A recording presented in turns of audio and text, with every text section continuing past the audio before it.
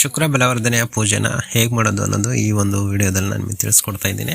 ಮದುವೆ ತಡವಾಗ್ತಿರ್ತಕ್ಕಂಥ ಹುಡುಗಿರಿಗೆ ಮಾತ್ರ ಈ ಒಂದು ಪೂಜೆ ಸಂಬಂಧಪಟ್ಟಿರುತ್ತೆ. ಸೊ ಬೇರೆಯವರಿಗೆ ಬೇರೆ ಥರ ಪೂಜೆಗಳಿರುತ್ತೆ. ಪ್ರತಿಯೊಂದು ವಿಡಿಯೋ ಕೂಡ ಕಂಟಿನ್ಯೂ ಆಗಿ ನಾನು ಮಾಡ್ತಾ ಇದ್ದೀನಿ.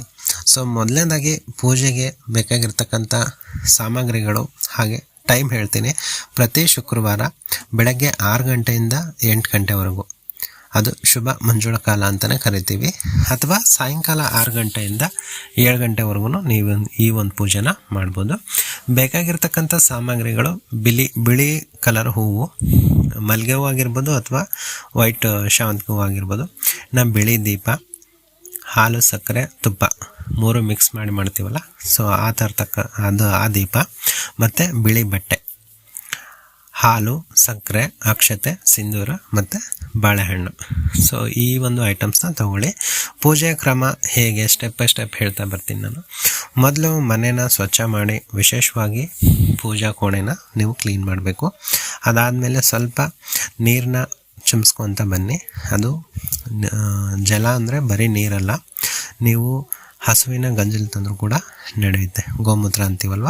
ಸೊ ಅದರಿಂದ ನೀವು ಮನೆ ತುಂಬ ಚಿಮ್ಸೋದ್ರಿಂದ ಸ್ವಲ್ಪ ನೆಗೆಟಿವ್ ಎನರ್ಜಿ ಏನಿರುತ್ತೆ ಅದು ಹೋಗಿ ಪಾಸಿಟಿವ್ ಎನರ್ಜಿ ಬರುತ್ತೆ. ನಾನು ಪೂಜಾ ರೂಮ್ ಹತ್ರ ಹೋಗ್ಬಿಟ್ಟು ಪೂಜಾ ರೂಮಲ್ಲಿ ಕೂತ್ಕೊಳ್ಳಿ.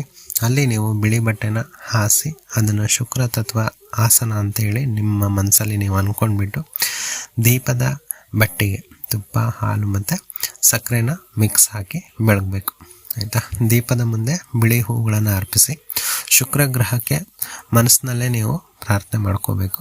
ನನ್ನ ವೈವಾಹಿಕ ಜೀವನಕ್ಕೆ ಅಡ್ಡಿಯಾಗಿರುವ ಎಲ್ಲ ದೋಷಗಳು ಸಹ ನಿವಾರಣೆ ಆಗಲಿ ಅಂತ ದೇವರ ಹತ್ರ ನೀವು ಬೇಡ್ಕೋಬೇಕು. 11 ಸಲ ಗಾಯತ್ರಿ ಮಂತ್ರನ ಓಂ ಶುಕ್ರಾಯ ವಿದ್ಯಾಮಹೇ ಭೃಗವಂಶಾಯ ಧೀಮಹಿ ತನೋ ಶುಕ್ರಂ ಪ್ರಚೋದಯಾತ್, ಈ ಒಂದು ಮಂತ್ರನ ನೀವು 11 ಸಲ ಹೇಳಬೇಕು.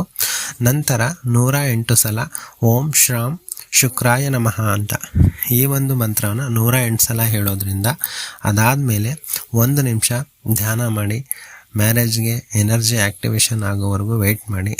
ಅಲ್ಲಿ ನೀವು ಕೊನೆಯಲ್ಲಿ ಬಾಳೆಹಣ್ಣನ್ನು ನೈವೇದ್ಯ ಮಾಡಿಬಿಟ್ಟು ಮಂಗಳಾರತಿ ಮಾಡಿ ಅಲ್ಲಿಂದ ನೀವು ಆಚೆ ಬರಬೇಕು, ಆಯಿತಾ. ಇದು ನಿಮಗೆ ಸೌಂದರ್ಯ, ಆಕರ್ಷಣೆ, ಕಾನ್ಫಿಡೆನ್ಸು, ಫೆಮಿನಿನ್ ಚಾರ್ಮ್ನ ಜಾಸ್ತಿ ಕೊಡುತ್ತೆ. ಮ್ಯಾಚ್ ಮೇಕಿಂಗ್ ಸ್ಪೀಡು ಜಾಸ್ತಿ ಆಗುತ್ತೆ. ರಾಂಗ್ ಪ್ರಪೋಸಲ್ಸ್ ಯಾವುದು ಬರೋದಿಲ್ಲ. ಮದುವೆ ಕ್ಲಿಯರಾಗಿ ನಡೆಯುತ್ತೆ, ಆಯಿತಾ.